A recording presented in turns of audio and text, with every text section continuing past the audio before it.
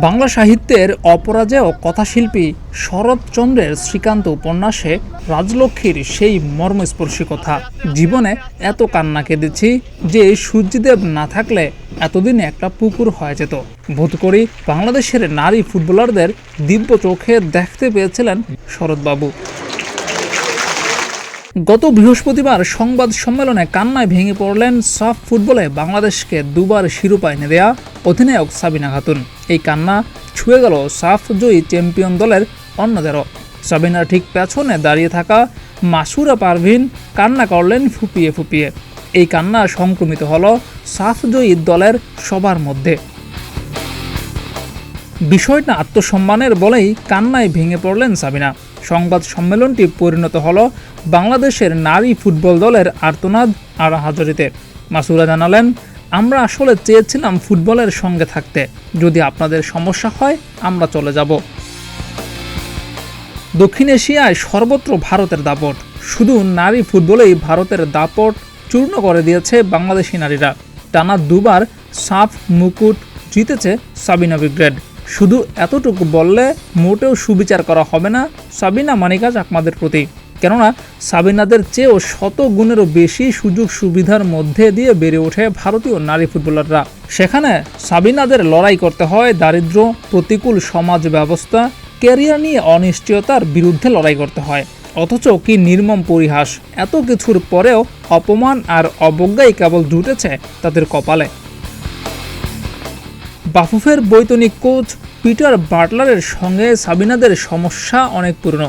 2024 সালের অক্টোবরে বাংলাদেশ দলের সাফ চ্যাম্পিয়নশিপ অভিযানের সময় কোচ বাটলার আর নারী ফুটবলারদের দ্বন্দ্ব নেয় চরম রূপ। গত অক্টোবরে বাংলাদেশ নারী ফুটবল দল যখন নেপালে শিরোপা ধরে রাখার মিশনে ব্যস্ত ছিল, তখনই ঘটে এই বিস্ফোরণ। মিডফিল্ডার মনিকা চাকমা জানান, কোচ বাটলার সিনিয়র খেলোয়াড়দের পছন্দ করে না।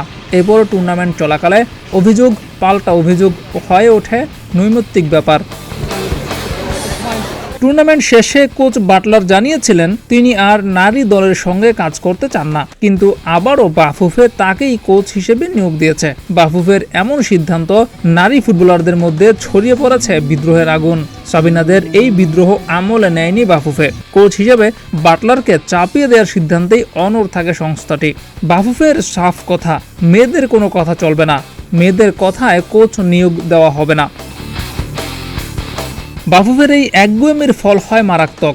গত সোমবার বাটলার ঢাকায় ফিরে মঙ্গলবার টিম মিটিং ডাকলে মেয়েরা তাতে অংশ নেননি।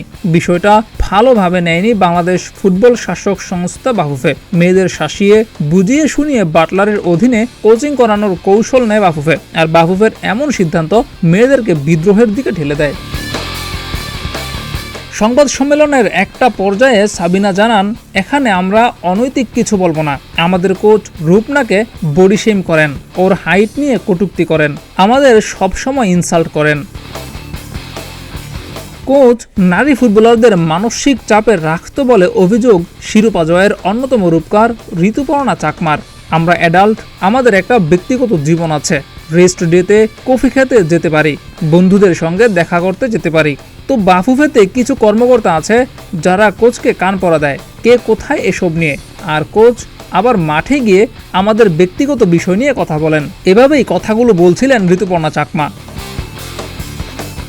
বাটলার থাকলে গণ অবসরের পথে হাঁটবেন জানিয়ে সাবিনা বলেছেন, আমরা চাই সুষ্ঠু সমাধান।